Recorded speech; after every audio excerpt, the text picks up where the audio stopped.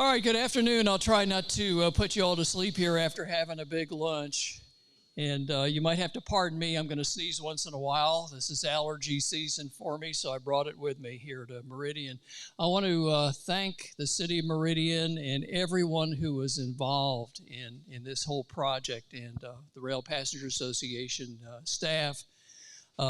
Great venue, great city, and really enjoying it here in Meridian. This is, it kind of reminds me of Bloomington Normal.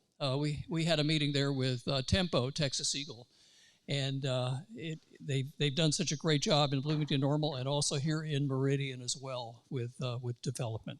Absolutely super. And this is Texas OU weekend, so actually, you know, I really should be back in Dallas there at the Cotton Bowl, but Gary, do you have a current score? I think Oklahoma was leading. Oh, well, okay. Yeah, well, can't win them all. And for those of you that don't know, I'm actually a replacement here. You were supposed to be hearing from Selah Ann Ward.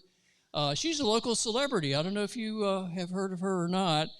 She's an author, she's a producer, she's an actress, and she's appeared in some major TV shows, TV series like CSI, and also on House.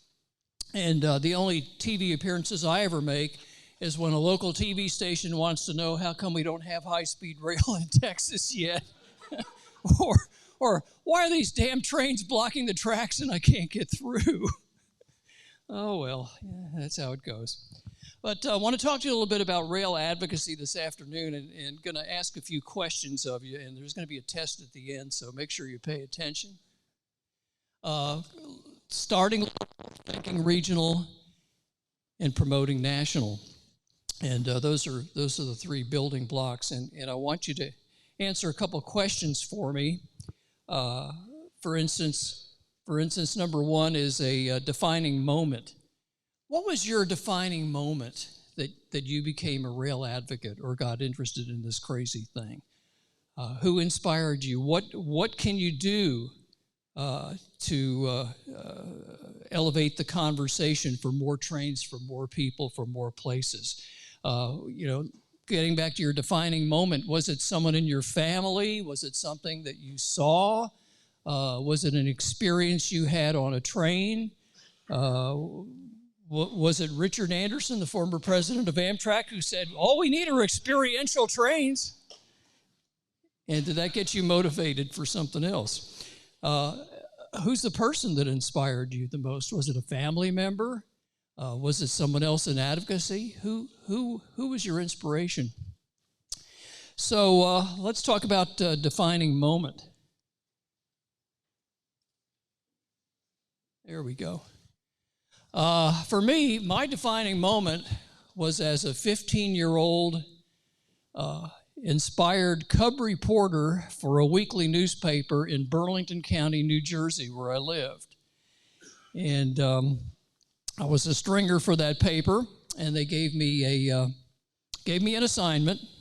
This was in Palmyra, New Jersey. They said, well, there's this little train, this little doodlebug, they call it, that runs from Camden all the way up through Palmyra and Riverton and Burlington County up to Trenton. And this is going to be the last run of the train next week. And we need somebody to cover it, so you're it. So I hopped a bus down to Camden, New Jersey, got on the last train, talked to all the passengers on board, all probably 15 or 20, because by then most of them had found other sources of transportation to get around, rode it all the way up to Trenton. And I'm wondering all the way up, I'm going, you know what, we got all these highways we're building and buses and things like that, but this is really a great way to travel, and why are we losing train service? And of course, this was 1963, and that was basically when nobody wanted to ride a train anymore. Train service was going downhill. There really weren't very many amenities left anymore. And why would we be losing all this service? So that kind of got me interested, and that started my run for advocacy over the next few decades. So let's talk about a defining person. And again, I don't know what your defining moment is, but that was kind of it for me. Defining person. And this is a fellow who's local here to Meridian. And he became a very good friend and actually inspired Texas Rail advocates at the start. And his name is Gil Carmichael.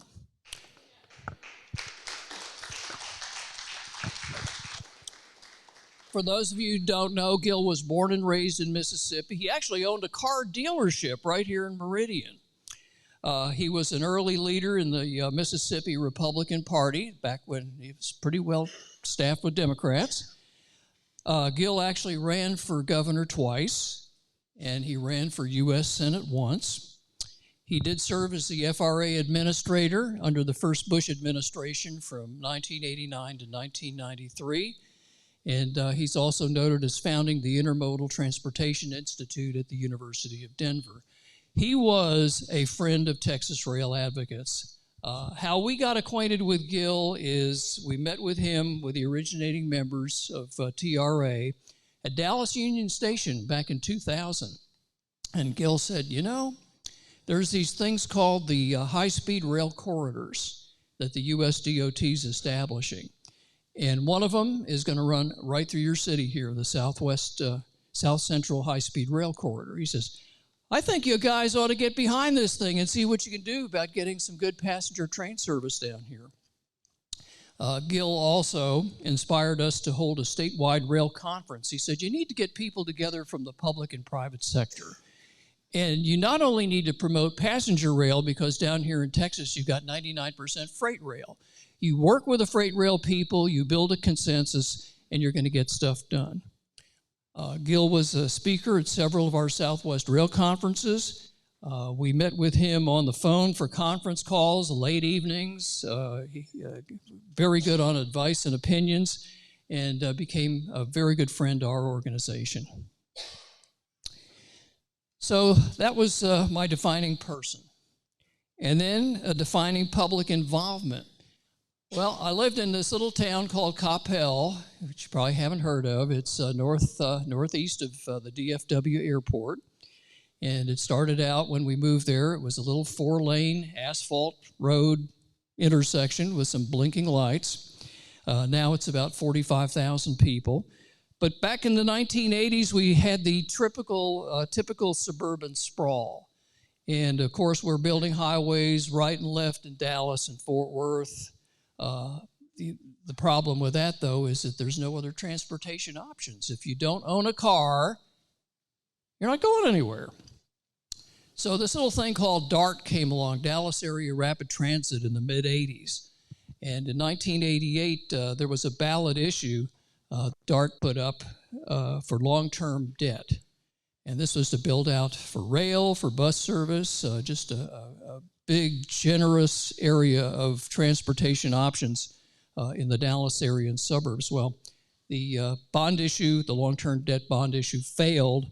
So in 1989, our little city, which was getting 2 buses a day from Coppell to downtown Dallas, said, nah, we've had enough, and pulled out by a 45-vote margin. That's all we would have needed to stay in it. So things kind of went south from there.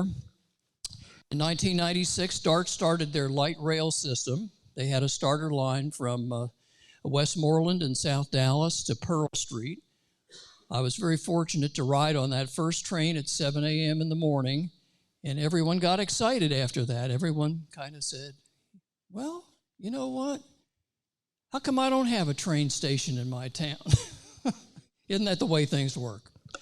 So what happened in 2002, I had the opportunity to join our Regional Transportation Task Force for the city of Coppell. And one of the things we talked about was establishing rail service along the Cotton Belt Corridor from Plano all the way to DFW Airport. That was back in 2002. Well, it didn't go too far, and, you know, of course, we don't have the funds, and there's this problem, and there's that problem. But, you know, look ahead now from 2002 to 2023, and you see we have construction going on. So DART now is building their Silver Line 20-some years later from Plano, Texas, which is in Collin County, straight across North Dallas County, through Coppell to DFW Airport, where it's going to meet up with TxRail, which is already in operation from Fort Worth Trinity's Metro, from downtown Fort Worth to DFW Airport. So it'll take a while. Don't be discouraged, because nothing happens overnight. So, how did you get your start? What kind of organization did you originate with? Did you get together with some folks, say in a coffee shop conversation? Was this some organized group that you started with? Was it because there was a train that was going to be discontinued? And if you think of Tempo, Texas Eagle Marketing and Performance Organization, that impetus was when there were a couple of long-distance trains, Texas Eagle, Pioneer, and others that were going to be discontinued. Well, the mayors, the city council folks, Convention Visitors Bureau folks, and everyone else along the line said, you know what? This train's not going to go away. I mean, it was even taken off the timetable. It was that close until we had a bridge loan from the state of Texas, from Governor Bush at that time.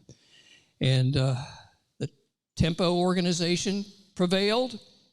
We still have the Texas Eagle, although it's a little truncated at this time. And the rest is history. So your start, did you get it from, say, personal travel? Is that what kind of got your blood flowing? How did you get your start? So let's talk about some of the accomplishments that we've gone through with Texas Rail Advocates. And we have a pretty broad band of board members. We have over 2,500 what we call members. These are actually folks that receive our email, but we call them members. And it's always good to have big numbers. The bigger the number you can show to somebody at the legislature, or to a city, or to a county, or to an MPO, or anyone in the world, numbers matter. So a few of the accomplishments that we did here, we were instrumental in Proposition 1. That was the Rail Relocation and Improvement Fund that was passed by voters in 2005. We've been fighting with the state legislature to put the first dollar in so far since 2005. We got real close this session. We actually had a rider put in for $200 million in this legislative session that just ended this year. Well, unfortunately, there was a tiff between the House and the Senate in Texas, and all the riders were struck. So sometimes that's how it goes. But you keep going back and you keep fighting for what you got and what you can get. We are a 501c3 nonprofit. We did push TxDOT to create a rail division. I actually spoke before the Texas Transportation Commission back in 2008 and pleaded with them. I said, all these other states, and I was rattling off a whole list of states around the country that have a rail division. At TxDOT, we had a multimodal section that comprised of 4 people. That's it. And what did they do? They didn't do any passenger rail. That was an unknown at that time. They did some bike paths. They did a little freight rail, and as little as possible. But at that point in 2009, with the help of the TxDOT executive director and the deputy director, they went before the Transportation Commission and authorized a rail division to be established. So we're just taking baby steps when you consider that some states like New York or California or others have had, their rail departments and rail divisions for decades. We're still taking those little baby steps. So it hurts a little bit, but you just have to keep at it, and you have to educate and inform people, and that's the most important thing you can do. We also participated in the TxDOT division corridor studies. I've served on the I-20 corridor study with TxDOT. Our paperwork has gone in on that. We should be getting a draft back pretty shortly. I served on the I-35 corridor committee as well, and this is something how we used actually a highway study to go ahead and talk about trains. Nobody wanted to talk about trains when we had the I-35 corridor study, but we got their attention, And by the time we were done, we had commissioned a report from the University of Texas, their transportation folks. They surveyed over 2,000 Texans to get their opinions and understand that rail is going to be the next important thing for Texas. By an overwhelming majority, most people said, yes, we want interstate service, we want regional service, we want urban service. And here's the shocker, they also said, we're willing to pay for it with taxes. Isn't that amazing? So, tell me. So that's up on our website. We keep it up there all the time. We always mention that to every legislator we talk to, that people want trains. They want good service, and that's important. All right, so talk about your advocacy and how you get involved in things. Well, there's this little group called Tempo, which I've been a member of for a long time. If you look at that lower right-hand photo there, we had a meeting in, that was in Marshall? Yeah, that was in Marshall. And if you notice, there's someone from Union Pacific there. We're very clued in and very close to both BNSF and Union Pacific with their passenger rail directors. And they're invited to every Tempo meeting where they give a presentation and they talk about on-time performance. They talk about improvements. Sometimes they say, hey, we're going to have to do some work on one of the lines here, so you're going to need a bus bridge or you might need something else done. But it's a good understanding. And you can work with these railroads. It just takes time. It takes effort. And you have to build relationships. A lot of it is about relationship building. Hope, Arkansas, lower left-hand side. They politic for an Amtrak station for, gosh knows, 15 years. Finally got it, and that was the grand opening celebration. So station host programs, upper left-hand side. We established a station host program in Dallas and Fort Worth, and that continued pretty much until COVID. It kind of fell apart since then. But we're hoping to get that back up and running again. So things you can do to help support trains in your area.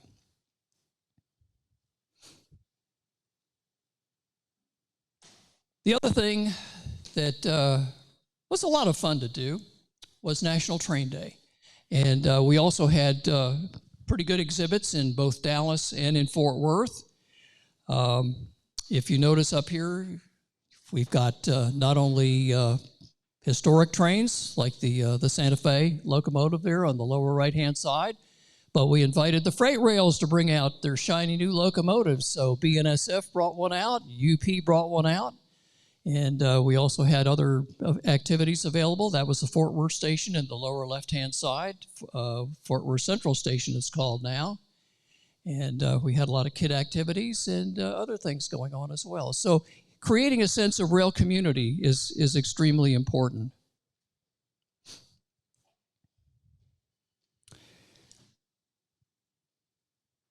Also looking for your partners. Now, a new partner of ours is Travis County Judge Andy Brown in Austin.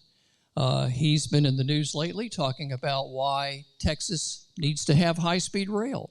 Austin's been kind of a problem area for us. We really couldn't get a lot of push from the local officials there until Judge Brown, who heads up the county there, came out and said, doggone it, let's get behind this thing. San Antonio's for rail transit, Restart Lone Star Rail District. These are other groups on a local and regional level that you can help support. You know, you can attend their meetings, you can help with flyers, you can go talk to people, you can have meetings with your city officials and get things done. The lower left-hand side, thanks to Rail Passengers Association and their report on the Sunset Limited, the Economic Benefit Report. Bruce Ashton did a great job on gathering up resolutions and letters of support all across Texas, from El Paso through Alpine, Sanderson, through Del Rio, Houston, also San Antonio and Beaumont, not only from the cities that are involved in this that want daily sunset service, but also from convention and visitors bureaus and other fraternal and other organizations within that area. So it's important that you have as many people on the same page with you as possible. And it doesn't matter who they are. It's just important that they're all going in the same direction. Okay, so networking and how you work with the folks around you. Look at some of these lists up here, and maybe this is something you, like I said at the bottom, you haven't even thought of yet. Chambers of commerce, social organizations, colleges and universities. How many have students that could travel by train from a city that you're in now, or a city that's not served that you would like to have served by rail? Medical districts, your media, shippers, suppliers. Try that again. State transportation officials, your mayors, your city councils, your MPOs, even your class ones, short lines. Get them all involved.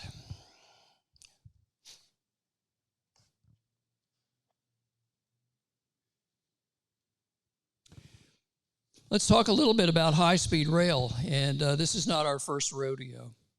We've actually had two pioneers before us. In 1989, the Texas High-Speed Rail Authority was created by the 71st Legislature. A lot of interest at that point, but unfortunately, it fizzled out. They weren't able to award a franchise by the time we got around to it. We were probably a little bit too soon, just not ready, didn't have all our ducks in a row. Then there was the Texas T-Bone, which is another high-speed rail and transportation corporation entity. This was back in the early 2000s. Again, a lot of interest, but still kind of fizzled out. And this one, actually, we had support of the former Secretary of State, David Dean, who was responsible for that. So not our first rodeo on high-speed rail.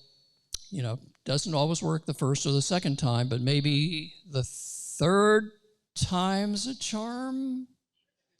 Okay, this is the 2.0, actually should be the 3.0 version. It is very promising.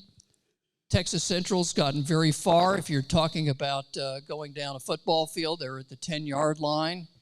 They had their seed money. They had the Japanese technology. They had a world-class system with all sorts of suppliers, engineering companies, contractors, to run trains between Dallas and Houston in 90 minutes on a 240-mile-an-hour stretch with dedicated right-of-way, no crossings, sealed corridor at 200 miles an hour. But COVID hit in 2000, which put them back a year and a half, 2 years. And in the meantime, I mean, they're fighting all kinds of court battles and doing all kinds of things. So, yeah, we do have more time here waiting for the train. I mean, they've got some great ideas. I kind of feel they're in hibernation now. They're a little harder to talk to, and they don't have to talk to you because it's a private entity. Okay, they don't have to go through the mounds of paperwork that a government agency has to do to be able to get to their end of the line. And of course, we've had some problems along the way with the NIMBYs. Okay, every project's going to have this, but these have been very well organized folks. I would not take them for granted. They really were very, very well organized. They've been fighting eminent domain all the way, except for the fact that the Texas Supreme Court last year granted Texas Central, yes, the authority. You do have eminent domain authority. But by then, the board of directors had pretty much disbanded. The corporation now is under the auspices of a company in Houston. The good news is it's a financial company. They know how to put big game plans together, and hopefully we're going to see them emerge from their hibernation stage where they're actually going to be able to tell us what they're going to do. We did have, by the way, a lot of support. The problem with our opposition came from the rural communities, the 5 or 6 counties between Dallas and Houston. We had an extreme amount of support in Dallas, North Texas, Fort Worth, in the Houston, Galveston area. A lot of congressional support, MPOs, the Council of Governments, business and industry as well. But you still have those areas of opposition that you have to overcome. They were able and they were successful in passing 2 bills through the state legislature. One had to do with safety, which is okay. We want to run safe railroads. And the other had to do with no state dollars for high-speed rail. Now, that could hurt a little bit because when they pushed that through, that simply meant that the only thing the Texas Department of Transportation could do was to oversee any project that's done now by a private corporation. We're trying to see if we can get that particular bill overturned. It's going to take some new legislation, but we're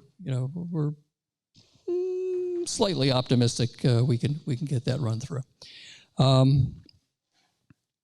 They did give us problems, though, in every legislative session. I can remember one time we had to go down and testify before the Texas House and Senate Transportation Committee, where over 20 anti-high-speed rail bills were filed.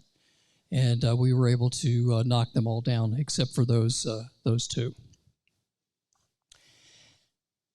And we also had a little bit of a setback here with the Heartland Flyer, which you probably did not hear about. But the Heartland Flyer was in trouble this year, and it was for kind of a silly reason.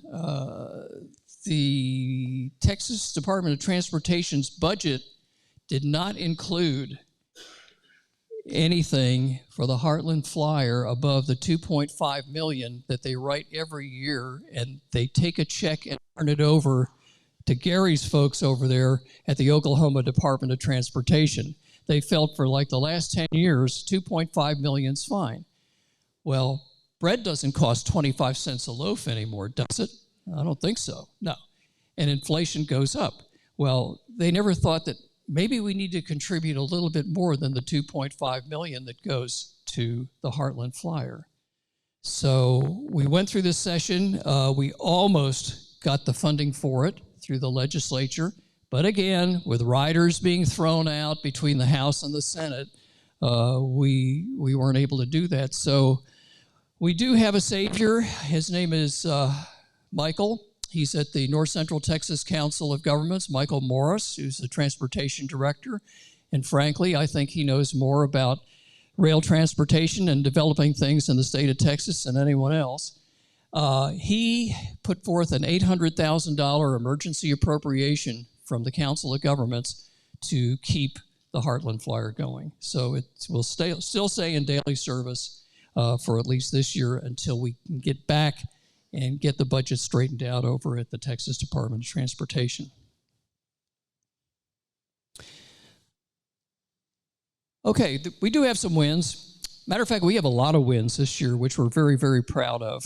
The Corridor ID program, this is the first time ever we've been able to get our state transportation department to actually come out and file for rail projects. I love carrying this around because this is a letter signed by the executive director at TxDOT. And I just want to read to you the 5 line items on here that TxDOT has sent in this letter to Amit Bose at the FRA. First of all, additional train sets on the Heartland Flyer between Oklahoma City Amtrak Station and Fort Worth Central Station. Additional train sets on existing Texas Eagle and Sunset Limited routes between Houston Amtrak Station, Amtrak San Antonio, and the Eddie Bernice Johnson Union Station in Dallas. Renewed intercity service between the EBJ Union Station in Dallas and Houston Amtrak Station. New and enhanced conventional intercity service options studied in the Texas-Oklahoma passenger rail study that would include connecting Amtrak station San Antonio to the Rio Grande Valley. And finally, new service east of Marshall, Texas, connecting the Eddie Bernice Johnson Union Station at Dallas to the Meridian, Mississippi Union Station. Talk about a great letter. A lot of wins.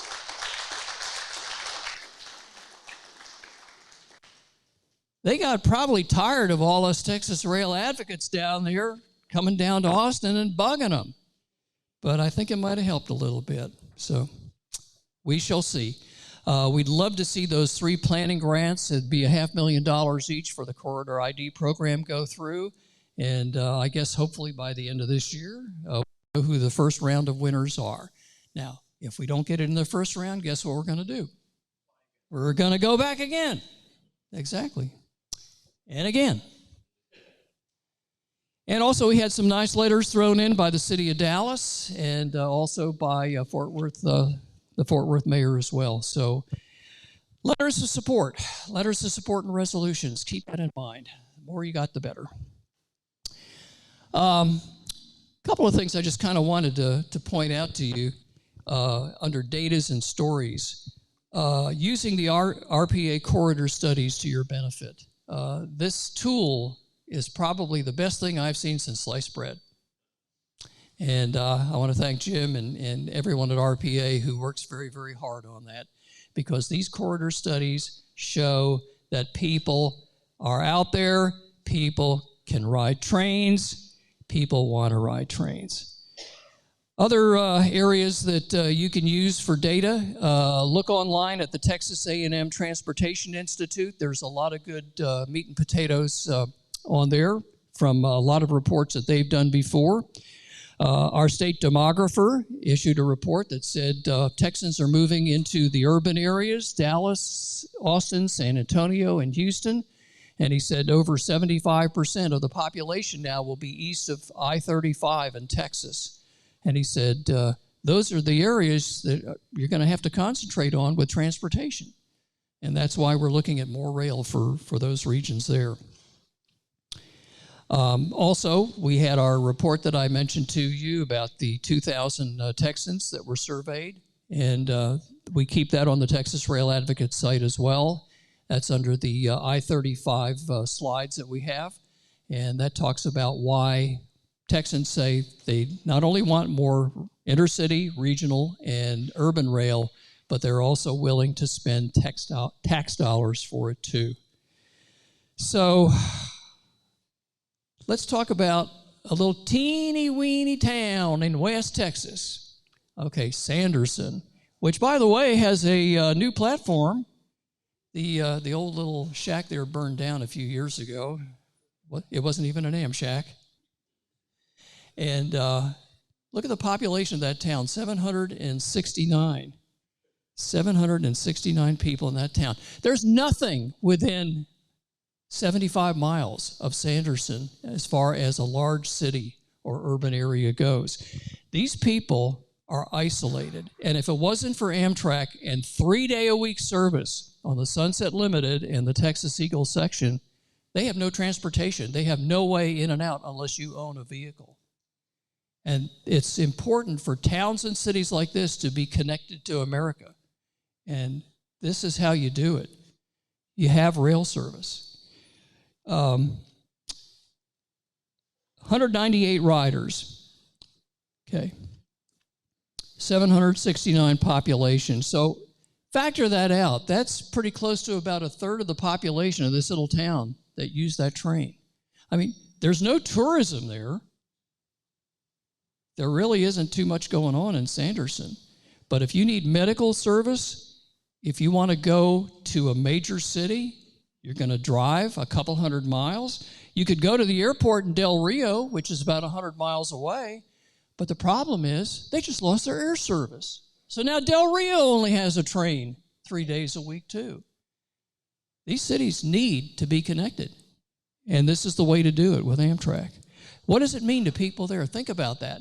and think about other towns and cities in your region that do not have rail service that could benefit from that. Tell a story. What's your story about how that would help them? State Rail Plan. Here's another good way for you to get involved. If you aren't personally involved as a stakeholder like we are in the Texas Rail Plan, you can submit a comment. You can attend their sessions. You can go online. You can make your voice heard. And it's important for you to get involved with your state rail plan. If you want to get any federal funds, buddy, you better have a state rail plan. And that's the only way you're going to get it. And this is hopefully, if the FRA is listening, how we might be able to get some corridor ID planning grants. We'll see. All right, public awareness. We've done a couple of crazy things, and I know not all organizations can do this. We've done a few billboard campaigns.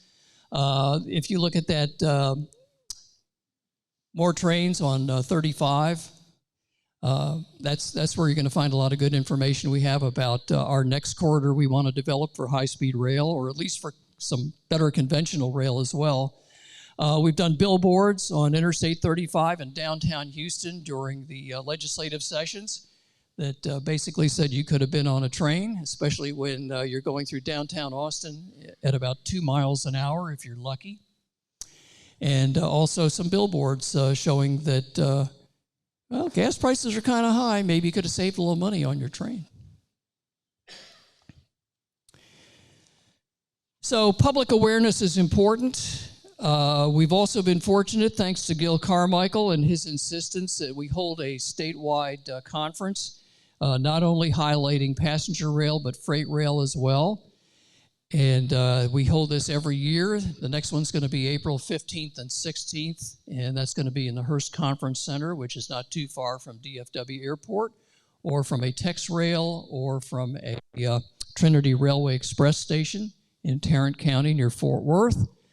And it's the Southwestern Rail Conference. We bring together both the public and private sector. Last conference we had close to 300 attendees. And we're not just talking about rail fans, we're talking about rail advocates, we're talking about folks from the public sector at the local level, mayors, city council members, transportation officials. We're talking about transportation companies like Trinity Metro and DART. We're talking about Amtrak. We're talking about freight rail companies, Union Pacific, Burlington Northern Santa Fe that give presentations. We're talking about contractors, engineering companies, things that are important that are going on, issues in the rail community that are important. And by getting all these people together, we have a better sense of what direction we need to take and what we need to do.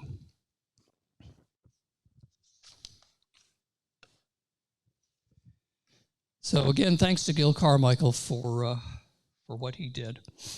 And it doesn't matter, you don't have to have a big conference like this. I mean, we started out our first conference back in, was it 2003? At the DFW Airport Car Rental Center. That's where the board holds their meeting at DFW Airport. And we had 100 people crammed in there. Joy Smith, who a lot of you know Joy, she spoke at our first conference. We had the chairman of the Dallas Area Rapid Transit. We had other folks in there as well. We had Burlington Northern Santa Fe, and just started the conversation. That's what you do. You start a conversation. And it could be, you know, maybe you're just doing a breakfast with a couple people at Denny's once a month.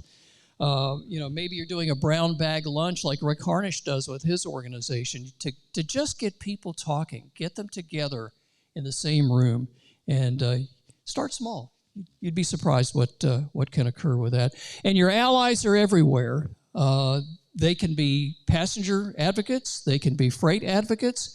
You heard this morning from one of the mayors who talked about the short line that they got inspired to get some funding.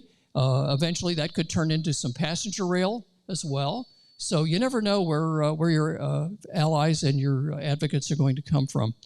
So one last thing I want to leave you with here is, who's on your speed dial list? who should be on your speed dial list? Okay. Make one up. Is it your rail division director or his support staff? Is it transit people in your area? Are they the class ones and the short lines you can work with? We actually had I'm not going to say which class one it was, come to us a few years ago and said, we actually have a little capacity on this one line, and it's about 80 or 90 miles long.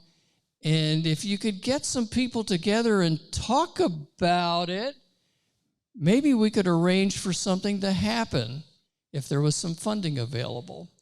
So you never know where you get your next phone call from.